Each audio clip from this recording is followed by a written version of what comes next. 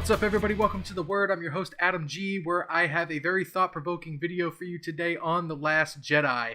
I've seen it 4 times now, and I have caught a lot of subtlety in the dialogue and a couple hints and Easter eggs that kind of almost point to what was going on in between Return of the Jedi and The Last Jedi. Let's hop right on in. Point number 1. The mind-reading ability. We saw it in The Force Awakens, and we see it 3 times in this movie. The first time we see it in The Last Jedi is when Rey is seen in Kylo Ren's first Force projection. He puts his arm up, stiffens it, cups it slightly, and then you hear a Force tremor sound effect. The second time is when Luke Skywalker goes to confront Ben Solo in his hut at the Jedi Temple. Same MO, hand out, cup slightly, Force tremor sound effects. The third time we see it is when Snoke is interrogating Rey in his chamber room, where he has Rey up in the air, holding her by the Force, and his hand is cupped, and you hear the Force tremor. Now, with this ability not known in the original or the prequel trilogies, this would lead me to believe that Snoke is actually the one who taught Luke how to read minds. It would also suggest that Luke and Snoke had somewhat of a positive relationship somewhere between the Return of the Jedi and The Force Awakens. Now, the next clip of dialogue from Snoke might actually help answer this question. Darkness rises and light to meet it. I warned my young apprentice that as he grew stronger, his equal in the light would rise. Skywalker, I assumed. Wrongly. Darkness rises and light to meet it. That makes me think that Snoke thinks every Force user should have a 50-50 ratio of light to dark inside of him. But that's not what jumps out at me here. The line that really intrigues me is when he says, Skywalker, I assumed. Wrongly.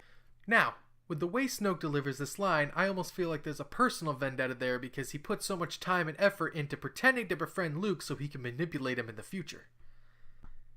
That, in conjunction with how Leia talks about Snoke and how the conversation flows between characters whenever talking about Snoke bringing Ben to the dark side, it's almost certain that they're talking about someone who was physically there as opposed to someone who was ominously in the background. We lost our son. Forever. No, it was Snoke. He seduced our son to the dark side.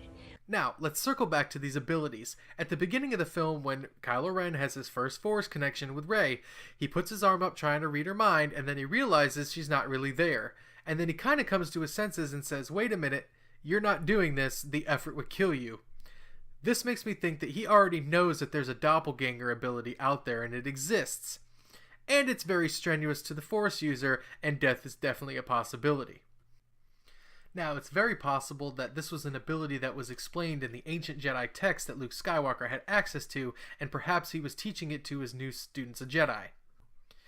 Now, speaking of abilities in Kylo Ren, I believe he was catching on very quickly to what was going on with the Force connections. I believe Kylo Ren figured out that it was Snoke that was the one that was doing the Force projections, and he was trying to figure out a way to beat him.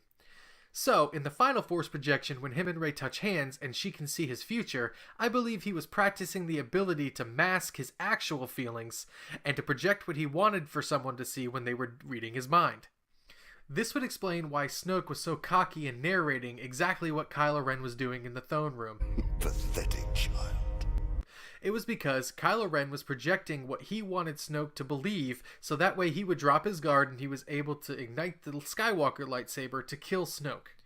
That leads us to the home stretch where we can discuss what happened in the final scenes on Crate. We'll start off when Luke appears in the Rebel base and he speaks to his sister Leia. He hands her the dice, there's a little bit of dialogue, and then he kisses her goodbye. At this point, it almost seems like the doppelganger ability actually can touch things as he physically put the dice in her hand, even though it was actually a projection of the Force itself. Now, either Leia couldn't tell that that was a Force projection, or that she was just keeping a poker face so that way everyone would believe that Luke was actually there.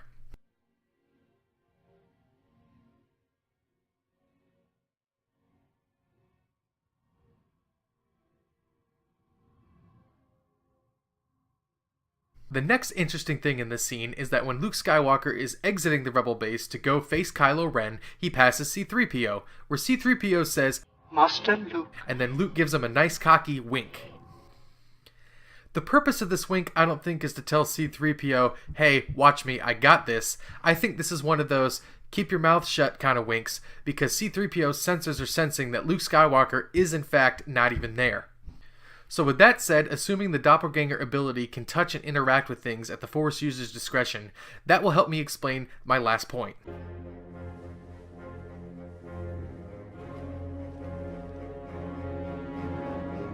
During the final showdown between Luke and Kylo Ren, Luke is very careful not to touch Kylo. It's not simply because Luke is using a force projection and can't make contact.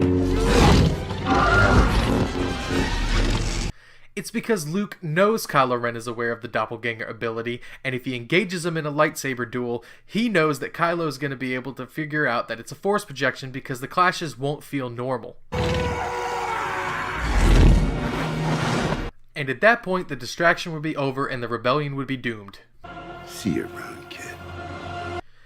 With these points considered, it's safe to say that there's a huge history lesson that still needs to be learned of the events that happened in between Return of the Jedi and The Force Awakens.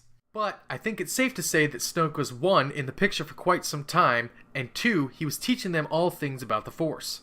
So that was my breakdown of what was going on behind the scenes of The Last Jedi. If you guys saw something and you want to talk about it, or just want to speculate a little bit more on what I had going on, please leave it in the comments section. If you liked the video, give it a like, subscribe to the channel, and we'll catch you next time on The Word.